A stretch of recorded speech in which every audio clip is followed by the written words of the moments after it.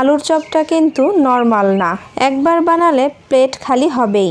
আজকের রেসিপিতে আলুর চপ একটু ভিন্নভাবে তৈরি করে দেখাবো।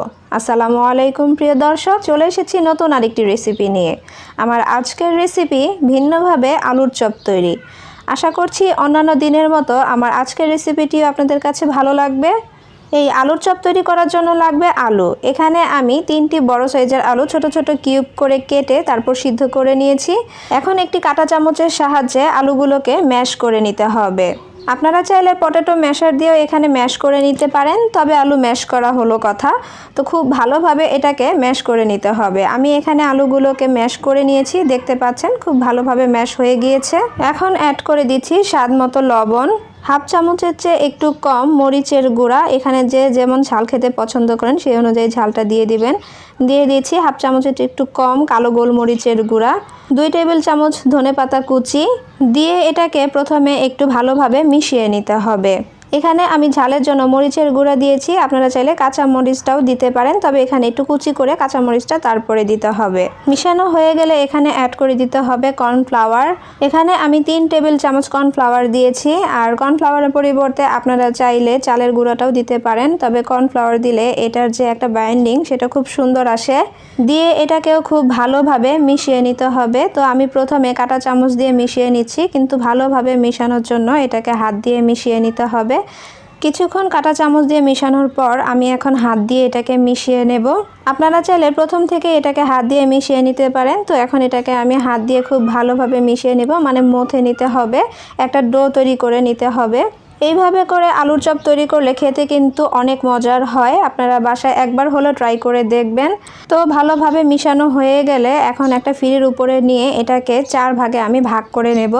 তো একটা ছুরির সাহায্যে এটাকে আমি ভাগ করে নিচ্ছি, মানে যতটুকু আমি এটাকে লম্বা করব এক একভাবে করব। তবে আপনাদের কাছে যদি বেশি জায়গা থাকে তো একবারে এটাকে করে নিতে পারেন। তো আমি এখানে 4টা ভাগ করে নিচ্ছি।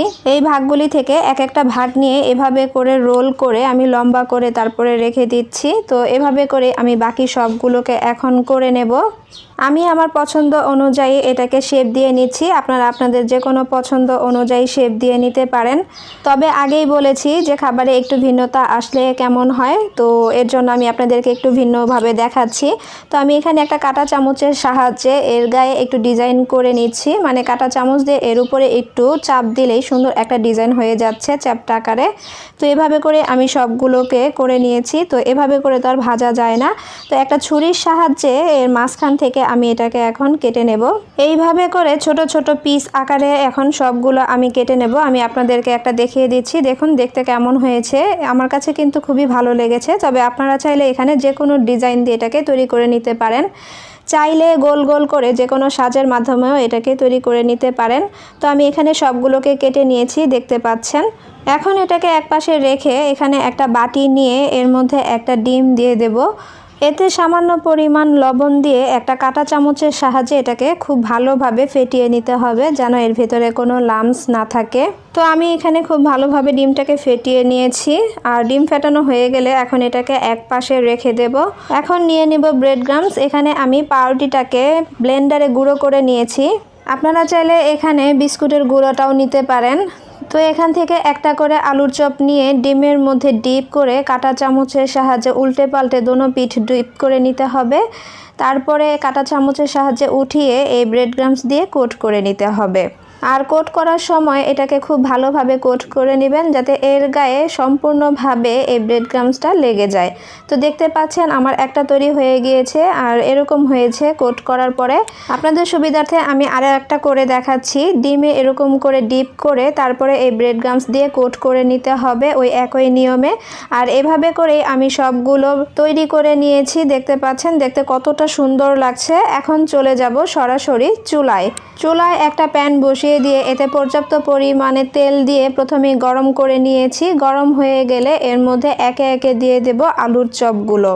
আর চুলার আঁচ এ পর্যায়ে লো টু মিডিয়াম রেখে এটাকে ভেজে নিতে হবে।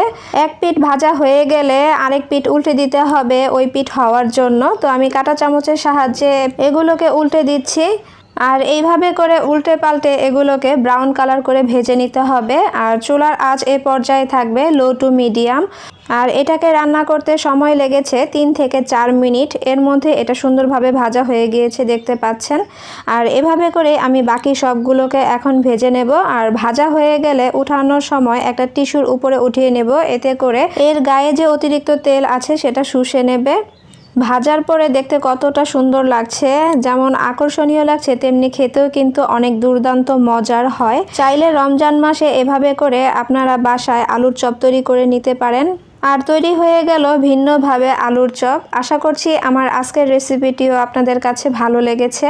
ভালো লেগে থাকলে প্লিজ একটি লাইক দিয়ে দিবেন আর ফ্রেন্ডস অ্যান্ড ফ্যামিলিদের সাথে শেয়ার করে দিবেন। এরকম নতুন নতুন রেসিপি পেতে প্লিজ আমার চ্যানেলটি সাবস্ক্রাইব করে আমার পাশে থাকবেন। আবারও হাজির হয়ে যাব নতুন কোনো রেসিপি নিয়ে। সে পর্যন্ত সবাই ভালো থাকবেন। আল্লাহ হাফেজ।